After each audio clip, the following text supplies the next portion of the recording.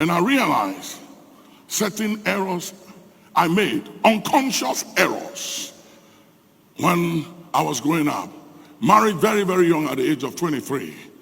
Didn't understand a lot of things. Ministry was tough in those days. So my life was always on the road. I was always gone. I was telling them about Bishop Ben. I used to go 6 weeks, sometimes 8 weeks, to North America, South America, Asia. Travel for days to be able to make ends meet, to provide and take care of the family, because the church couldn't take care of me. And I learned very early not to depend on tithes and offering and depend on people, because that will wound you. I had one experience and I said, no more. I'm not depending on anybody but God. And I realized when I look back and I look at the lives of my kids, I realize that there is a vacuum that has been created that is going to take a lot of grace and wisdom to bridge that gap. And this was what created a vacuum. I was never there. I provided, I paid their school fees, I made sure they had everything they needed, but I was never there. And I'll go. And even when I come, most times I'm tired, so I have to sleep. And by the time I'm up in the morning, they've left for school, because I wake up and pray at midnight and go back to sleep. So by the time I'm up, they've left for school. By the time they come back, I'm in the office. When I come back from the office, they are asleep. When they wake up, I'm asleep. And it went on for many years. And I realized just recently by revelation that I was an absentee father. That even though I loved them and I cared for them, I lacked understanding of many things.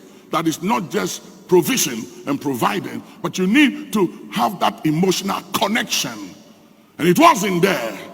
So they have to raise themselves, and they got to learn to be survivors and create all kinds of things in order for them to survive and to fill that void. But nobody can fill those void, and nothing can fill that void but the love of a father. And it is taking a lot of work to try and bridge that gap. Yesterday I took my grandchildren into the pool and I started doing aerobics with them in the pool. And as I was dancing with them and exercising with them in the pool, I realized that that was what I should have done when my children were like their age. And let me say this to you. Let me say this to fathers and mothers. I know you mean well, and I know you love your kids, and I know you got to provide ends meet, and you got to go out there and work and fight, because life is tough and life is not fair, and life does not give you what you desire or expect by what you fight for. But in the mix of fighting for everything to provide for them, make a little time every now and then to bond with them, because you're going to need it. Because if you don't bond with them now, there'll come a time and there'll be such a vacuum between you and them that's going to take a lot to fill it. One of my sons, he don't call me dad. I've done everything to say, listen, I'm not saying, call me dad.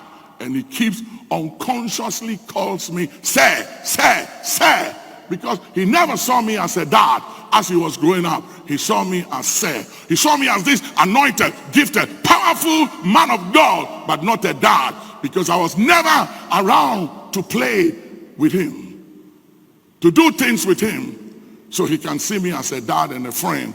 And I'm trying to make it up, to work at it, to bridge the gap.